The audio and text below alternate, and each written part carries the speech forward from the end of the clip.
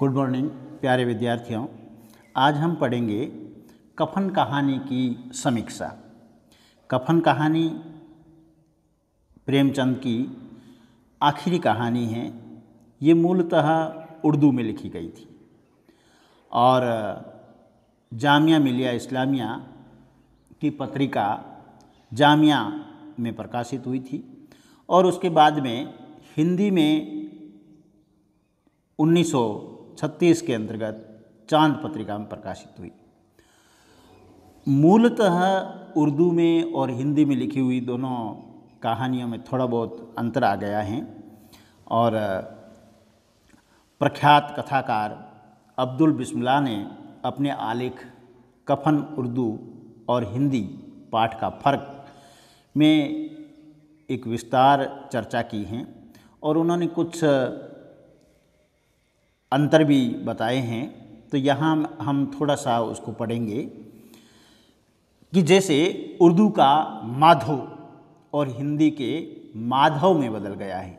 हिंदी पाठ में वह अंतर्जामी को अंतर्यामी और आशीर्वाद को आशीर्वाद, बिचारी को बेचारी, खुश को खुश आदि बोलने लगता है। कई जगह तो वाक्य ही बदल गए हैं, जैसे कितने तो चुल्लू में उल्लू हो जाते हैं, उसकी जगह इन्होंने हिंदी में क्या किया है, कितने तो यहाँ आकर एक उल्लू में कितने तो यहाँ आकर एक चुल्लू में मस्त हो जाते थे। उर्दू में घीसू शराब के साथ खाने में गोश्त और सालन और चटपटी कलेजियाँ और तली हुई मछलियाँ मांगता है, तो हिंदी वाला घीसू चटनी, अचार, कलेजियाँ से ही संतोष कर लेता है। तो इस प्रकार से कुछ अंतर हैं। हम इसका कुछ समालोचनात्मक अध्ययन करेंगे कि कफन कहानी में मूलतः क्या क्या चीज़ें आई हैं। हम देखते हैं तो कफन प्रेमचंद की ही नहीं, समूचे हिंदी साहित्य की सर्वाधिक चर्चित कहानी रही हैं और 1936 में रचित ये कहानी हिंदी साहित्य की ऐसी पहली रचना है जो अपने केंद्रीय पात्रों को न औदात्य प्रदान करती है न अतिरिक्त संवेदना। निसंदेह यह अपनी लेखकीय तटस्थता का उत्कृष्ट उदाहरण है, जहाँ लेखकीय हस्तक्षेप और पूर्वाग्रहों को दरकिनार करते हुए पात्रों को उनकी स्वाभाविक किंतु संश्लिष्ट रंग रेखाओं में रचा गया है। दरअसल यही वह बिंदु भी है जहां इस कहानी का विरोध भी हुआ है और इसे दलित विरोधी रचना कहकर खारिज करने का प्रयास भी किया गया। कफन कहानी प्रथम दृष्टया घीसू माधव यानी पिता पुत्र की संवेदनहीनता और भावनात्मक क्रूरता की कहानी कही जा सकती है। जाड़ों की रात घनघोर निस्तब्धता में अकेले अपने झोंपड़े में प्रसव वेदना से छटपटाती बुधिया के समानांतर उसके घर के दोनों पुरुष सदस्य पति व ससुर उसके कष्ट से बेपरवाह आग में आलू भूनकर खा रहे हैं। कहानी के प्रारंभ में ही इस हृदय विदारक दृश्य की नियोजना प्रेमचंद करके मानव पाठक से संवेदनशील ढंग से विचार क्षेत्र में उतरने की मांग करते हैं।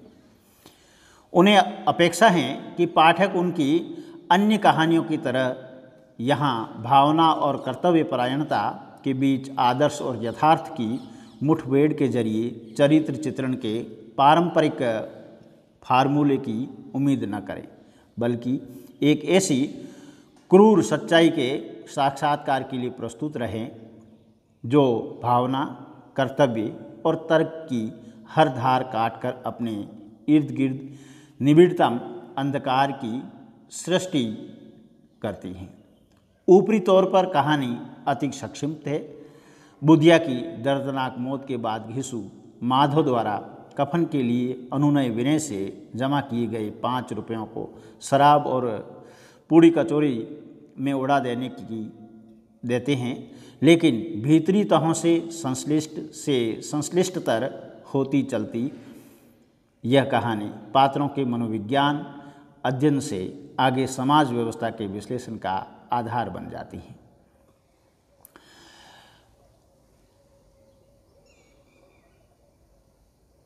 प्रेमचंद की विशेषता है कि उन्होंने घटनाओं के अभाव को सुदृढ़ चरित्र से भरने की सफल कोशिश की।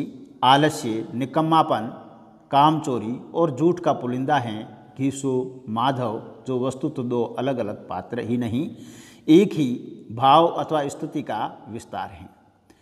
काम करने से ज़्यादा आराम की फिक्र या उस खेत से दाव लगने पर आलू मटर ईख चुरा कर खाने की लत ने उनकी काया के साथ साथ उनकी आकाशवृत्ति को भी पाला पोसा है।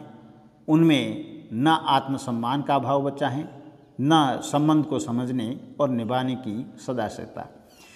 पेट उनके लिए दुनिया का सबसे बड़ा सच है, लेकिन जो लोग उनके पेट का गड्ढा भरने में सहायक हैं, उनके प्रति उनके मन में कृतज्ञता या दायित्व का कोई बोध भी नहीं है। कहानीकार नहीं बताते हैं कि घीसू की पत्नी कब और कैसे मरी, लेकिन भरपूर श्रमपूर्वक गृहस्थी की गाड़ी खींचने वाली बुधिया प्रसव अवस्था में ही जिस तरह एड़ियाँ रगड़ रगड़ कर मरी हैं, इससे स्पष्ट है कि पिता पुत्र अपने से इतर अन्य किसी के प्राणों और भावनाओं को लेकर चिंतित नहीं है। बेगैरत कहकर लेखक ने ठीक ही अपना आक्रोश इन पर उड़ेला है।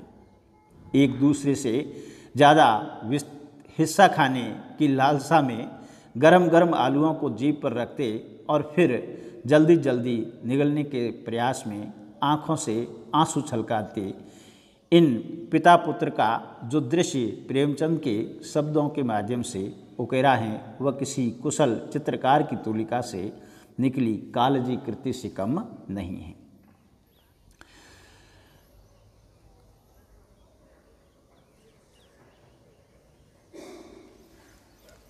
अंतर इतना ही है कि इसे वहीं जड़वत नहीं करते, बल्कि पात्र के भीतर तक उतरते हुए उसमें प्राण प्रतिष्ठा भी करते हैं। 2 उदाहरण द्रष्टव्य हैं। एक बुधिया की कराह के बीच आलू खाते हुए हठात माधव थम गया। इस सवाल ने उसे बेचैन कर दिया कि यदि कोई बाल बच्चा हुआ तो क्या होगा। सौंठ गुड़ तेल कुछ भी तो नहीं है घर में। यह पिता बनने के नवबोध के साथ विकसित हुई दायित्व भावना है, और पत्नी व अजन्मे बालक के अनाम ममतों के अंकुरण का बिंदु भी साथ ही बच्चे की परवरिश की चिंता और अपनी संसाधनहीनता स्थिति के अंतर विरोध ने इसे थर्रा दिया है। इस भयावह यथार्थ ने उसे यह ज्ञान भी दिया है कि सीमित संसाधनों का ज़्यादा हिस्सों में बंटवारा उनकी पेट की ज्वाला को कभी शांत नहीं कर पाएगा। दूसरा उदाहरण यहाँ हम देखते हैं। आलू खाने के इसी परिदृश्य के भीतर घीसू का 20 वर्ष पहले ठाकुर की बारात में दावत उड़ाने का प्रसंग प्रेमचंद ने रस ले लेकर इस दावत में उड़ाए जाने वाले भोज्य पदार्थों का वर्णन किया है। असली घी की पुड़िया, रायता, 3 तरह के सूखे साग, एक रसेदार तरकारी, चटनी, दही, मिठाई, पान, इलायची, मानो यही रस घीसू के जीवन की एकमात्र उपलब्धि हो। यहाँ हठात एक ही चित्र में परिवर्तित होते पिता पुत्र को लेखक 2 फांकों में विभाजित कर देते हैं। अब तक यहाँ हाँ में हाँ मिलाने की तरह एक ही दिशा में बढ़ता दोनों का एकालाप प्रश्नोत्तर बनकर एक दूसरे के सामने आ खड़ा होता है, जिसमें संवाद से ज़्यादा अपने अपने स्तर पर तृप्ति और अतृप्ति,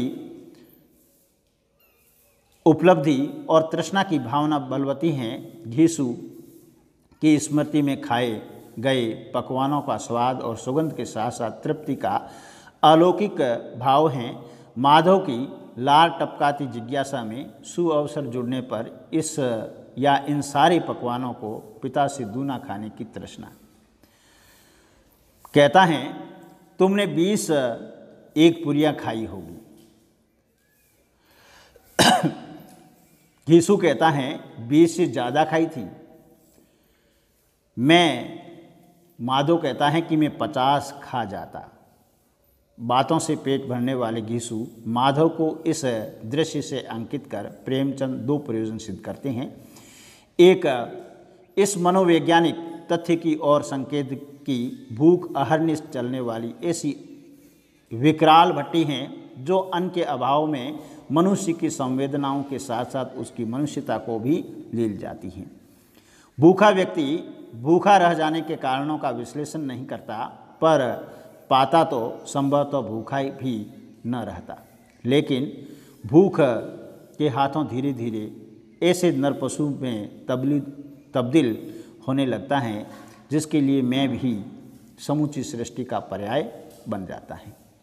उम्र अधिक होने के कारण घीसू ने भूख की विकरालता को माधव की अपेक्षा अधिक झेला, इसलिए माधव की अपेक्षा वह अधिक ढीठ, निर्लज और निर्द्वंद हुआ है। वही अभिनय कर करके कफन के लिए रुपए बटोरता है और संशयी माधव को ये स्थिति में शांत और अविचल रहने की मंत्रणा देता है। माधव के सामने भावना के दुर्बल क्षणों में कल की चिंता और पाप पुण्य का संस्कार सवाल बनकर आ खड़ा होता है, लेकिन इन सब में निर्लिप्त घीसू क्षण से भरे किसी भी वस्तु सत्य को देख भी नहीं पाता। अनुभव ने उसे बताया है कि जन्म और मृत्यु जैसी भौतिक सामाजिक अनिवार्यता अपने आप विधि विधान से संपन्न हो जाती हैं, इसलिए वह सिर्फ अपनी भूख पर केंद्रित हैं, जिसे लेकर समाज को कोई सरोकार नहीं है।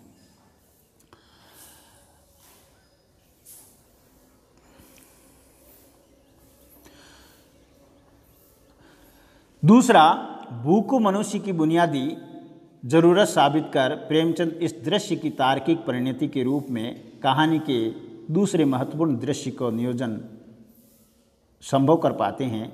दावत की स्मृति ने घीसू की स्वाद ग्रंथियों और अंतरियों की बिलबिलाहट को भी तीव्रतर कर दिया है, बल्कि ऐसे किसी अवसर का जुगाड़ करने का कुटिल बोध भी विकसित किया है, क्योंकि वे जानते हैं कि 20 साल में जमाना बदल गया है। अब कोई क्या खिलाएगा? अब तो सबको किफ़ायत सूझती है। शादी ब्याह में मत खर्च करो, क्रियाक्रम में मत खर्च करो, पूछो गरीबों का माल बटोर कर कहाँ रखोगे।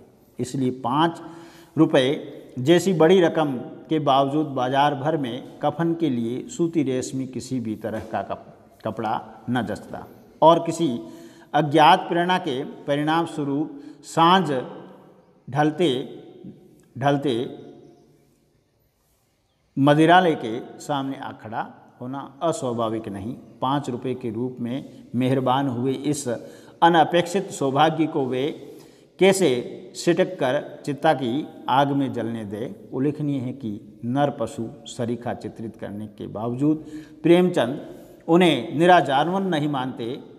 उनके भीतर धड़कता मनुष्य उन्हें अपनी करनी पर अपराध बोध दे रहा है। इसलिए एक दूसरे को नहीं, अपने आप को दिलासा देकर दोष मुक्त कर देना चाहते हैं कि कफन लगाने से क्या मिलता है, आखिर जल ही तो जाता, कुछ बहू के साथ तो न जाता, तथा बड़े आदमियों के पास धन है, फूंके, हमारे पास फूंकने का क्या है।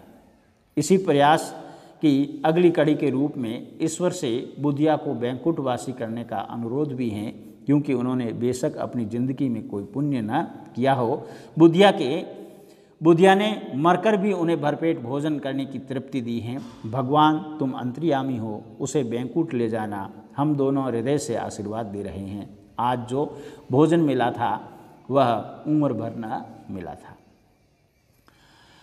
अब इस प्रकार से घीसू और माधव जो हैं चुरा कर आलू लाते हैं और घीसू माधव के साथ मिलकर जर्जर धार्मिक रूढ़ियों को कोसते हैं कि जिसे जीते जी तन ढकने को चिथड़ा भी न मिले, उसे मरने का या मरने पर नया कफन क्यों चाहिए? और फिर उनकी दबी भल मानसिक को उजागर करने की चेष्टा भी करते हैं। यही 5 रुपये पहले मिलते तो कुछ दवा दारू करा लेते।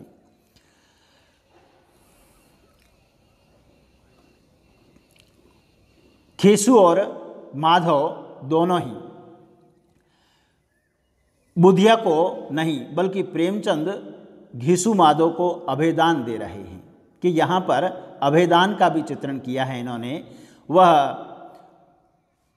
जब मदिरालय के बाहर बचा हुआ भोजन जो है, पूड़ियाँ जो हैं, भूख मिटने के बाद में भिखारियों को दे देता है, तो वह दान देने की क्रिया ने उनके दमित स्वाभिमान को सहलाया है। कथा में प्रविष्ट होकर देने का गौरव, आनंद और उल्लास का अपने जीवन में पहली बार अनुभव करते हैं। और घीसू और माधव इस प्रकार उस कहानी में कह रहे हैं, हाँ बेटा बैंकुट में जाएगी, किसी को सताया नहीं, किसी को दबाया नहीं, मरते मरते हमारी ज़िंदगी की सबसे बड़ी लालसा पूरी कर गई। वह बैंकुट में न जाएगी तो क्या ये मोटे मोटे लोग जाएंगे जो गरीबों को दोनों हाथों से लूटते हैं और अपने पाप को धोने के लिए गंगा में नहाते हैं और मंदिरों में जल चढ़ाते हैं।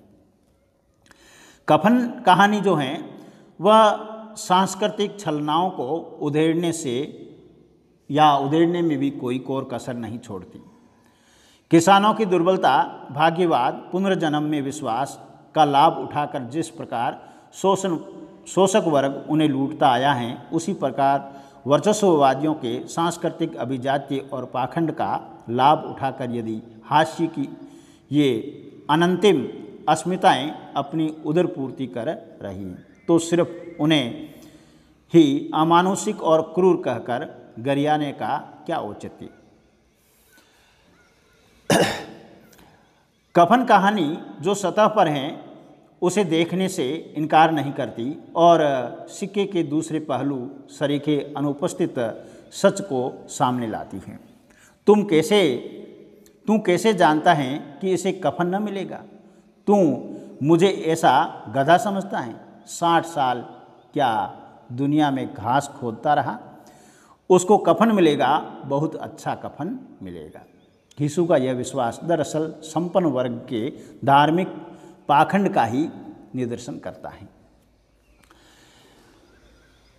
स्पष्ट है कि घटनाओं की विरलता के बावजूद अंतिम दृश्य तक आते आते कहानी इकहरी व सीधी नहीं रहती। वह एक परिवार की त्रासदी नहीं, हमारी समाज व्यवस्था के आंतरिक खोखलेपन की कहानी बन जाती है।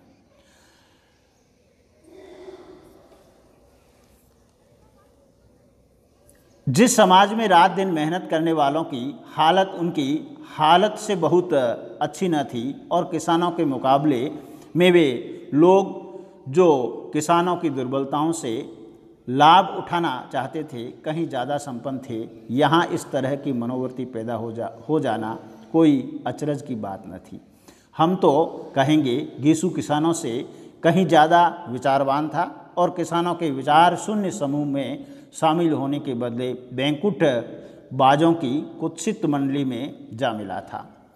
उसे यह तस्कीन तो थी कि अगर वह फटेहाल हैं तो कम से कम उसे किसानों की सी जी तोड़ मेहनत तो नहीं करनी पड़ती है और उसकी सरलता और निरीता से दूसरे लोग बेजा फायदा तो नहीं उठाते हैं। इस प्रकार जैसे ही शंकर के सामाजिक आर्थिक उत्पीड़न की अगली कड़ी के रूप में घीसू को देखने का बोध पनपता है।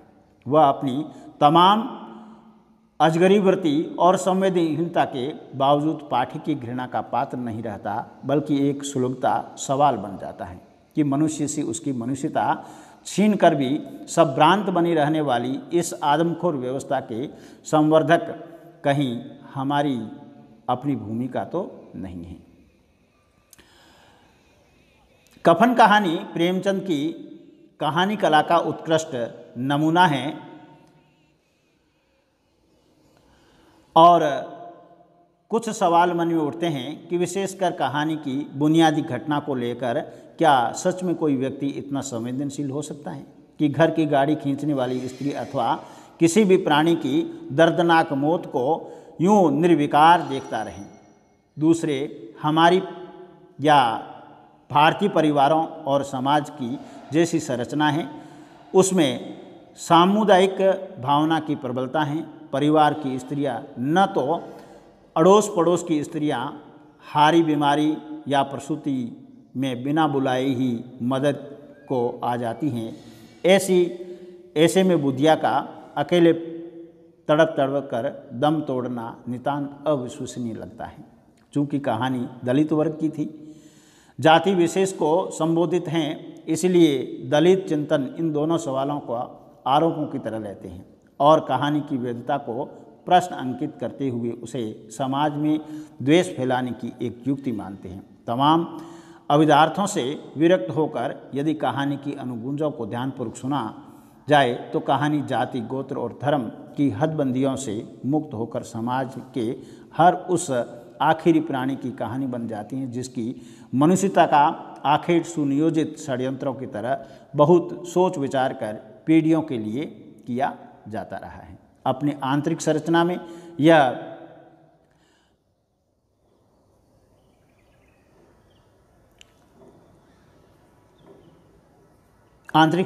यह एक लाश को कफन मुहैया कराने की कहानी भर नहीं बल्कि इस कटु सत्य की और हमारी बेपरवाही का संकेत करती है कि हमारी समाज व्यवस्था मरकर संडास फैला रही है और अपनी खामख्यालियों में जीते हुए हम न उनकी मौत के वस्तु सत्य को स्वीकार कर पा रहे हैं, न उनके अंतिम संस्कार की व्यवस्था कर रहे हैं और न ही उनके स्थान पर किसी बेहतर वैकल्पिक व्यवस्था पर विचार कर रहे हैं।